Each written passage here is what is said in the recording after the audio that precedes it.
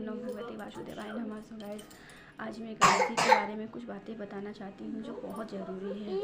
तो गाइस, एकादशी उठाने का तो नियम है कार्तिक के महीने में। तो कार्तिक के महीने में एकादशी उठाने से आप कोई भी एकादशी आए तो आप उसको कर सकते हैं।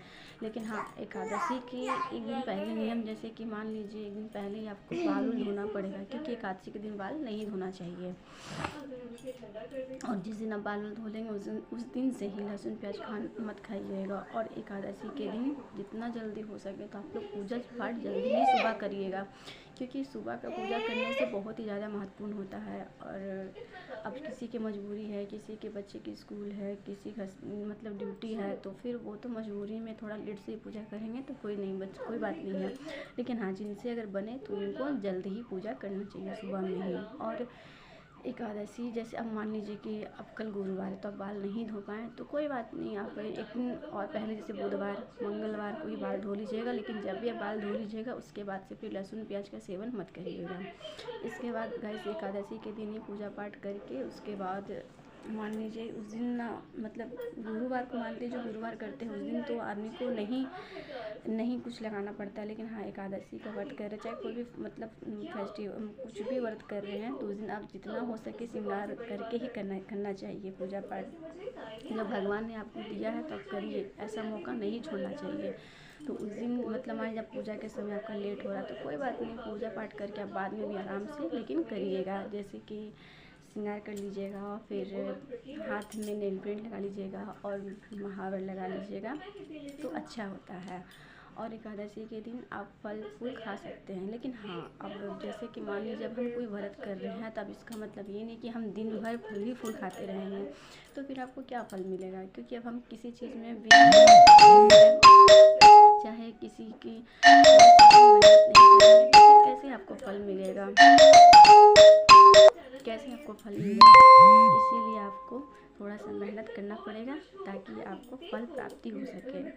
और अब जैसे कि मान लीजिए हम गुरुवारी करते हैं, गाइस मैं अपना बताती हूँ। अगर मैं गुरुवारी कर रही हूँ तो इसका मतलब अब ये नहीं कि दिन भर में शरबत पानी पीते रहूँगी तो हाँ मैं भूखी हूँ, नहीं।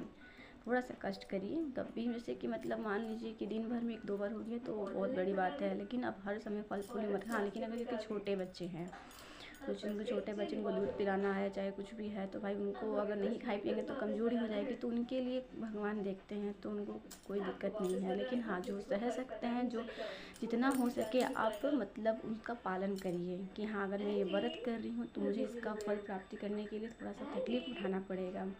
तो गाइस, उस दिन और तुलसी माँ को जल अर्पित मत करिएगा। तुलसी माँ को एकादशी के दिन जल अर्पित नहीं करना चाहिए और न ही तुलसी पत्ता तोड़ना चाहिए। हाँ, आप दूर से पूजा पाठ कर सकते हैं, प्रणाम कर सकते हैं, सामने घी का दिया प्रज्वलित कर सकते हैं, लेकिन जल में चढ़ाइएगा और नहीं तुलसी पत्ता तोड़िएगा। तो एकादशी के दिन कुछ यही नियम होती है। और द्वादशी के पारण के दिन मैं बताती हूँ, सुबह उठकर पूजा पाठ करके फिर आप जैसे मान लीजिए उस दिन रोटी, लौकी की सब्जी, चोखा, चटनी ये सब खा सकते हैं। चावल मत खाइएगा। और क्या बोलते हैं, बिना लहसुन प्याज वाली मतलब बना करके, और हाँ किसी शांत जगह में बैठ करके एक बार ही जो आपको लेना होगा आप ले लीजिएगा। और जैसे कुछ घटे बढ़ेगा तो भी अलग से आप अपने लिए रख लीजिएगा। लेकिन हाँ, बार बार मुँह मांगना नहीं चाहिए। और उसको थोड़ा सा खाने से पहले गौ माता के नाम से निकाल दीजिएगा, क्योंकि निकालना बहुत ही ज़रूरी होता है गौ माता के नाम से। और निकालने के बाद फिर आप भोजन ग्रहण करिएगा, लेकिन हाँ एक ही टाइम। फिर उसके बाद अब आप सोचेंगे कि बाद में मैं लहसुन प्याज खा सकते, तो नहीं, उसमें उस दिन भी लहसुन प्याज नहीं खाना चाहिए। अगर आपको लहसुन प्याज भी खाना है तो आप शाम के यानी रात के समय, रात का खाना में आप लहसुन प्याज खा सकते हैं, लेकिन दिन भर नहीं खाना। और 9 दिन सोना चाहिए। अब मान लीजिए कि बहुत लोग को है तो ऐसा होता है कि चलो आज व्रत किए थोड़ा आलसी सा लग रहा, थोड़ा सो जाए, नहीं।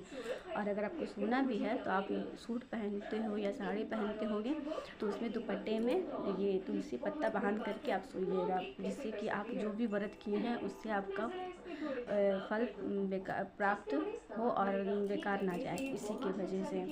और जो मैं बताती हूँ जो एकादशी नहीं भी करते हैं उनके लिए बताती हूँ कि उस दिन चावल ना खाएं, ना ही लहसुन प्याज खाएं, क्योंकि ये सब भी नियम करने से उन्हें आधा फल प्राप्त होता है।